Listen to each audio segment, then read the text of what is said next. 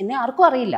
എൻ്റെ വീട്ടുകാർക്കും എൻ്റെ കുറച്ച് ഫ്രണ്ട്സിനും മലേഷ്യയിലാണ്, പിന്നെ കുറച്ച് ഡാൻസേഴ്സിന് അറിയാം എന്നല്ലാതെ ഒരു വൈഡ് പോപ്പുലാരിറ്റി സോഷ്യൽ മീഡിയയും എനിക്ക് 10,000 ആൾക്കാരെ ഉണ്ടായിരുന്നുള്ളൂ. And I am very law.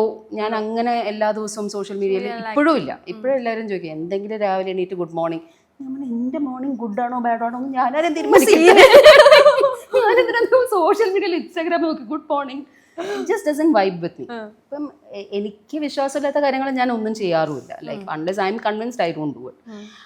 അപ്പോൾ സോഷ്യൽ മീഡിയ അത്രേ ഉണ്ടായിരുന്നുള്ളൂ. അപ്പോൾ എന്താ ബിഗ് ബോസിലേക്ക് ഒരു എൻട്രി കിട്ടിയപ്പോൾ എനിക്ക് തോന്നിയത് എന്താണെന്ന് വെച്ചാൽ വട്ട് എവർ ഇറ്റ് ഈസ് അതിൻ്റെ ഓഡിയൻസിൻ്റെ bandwidth is much wider than എൻ്റെ ആക്സസിബിലിറ്റി.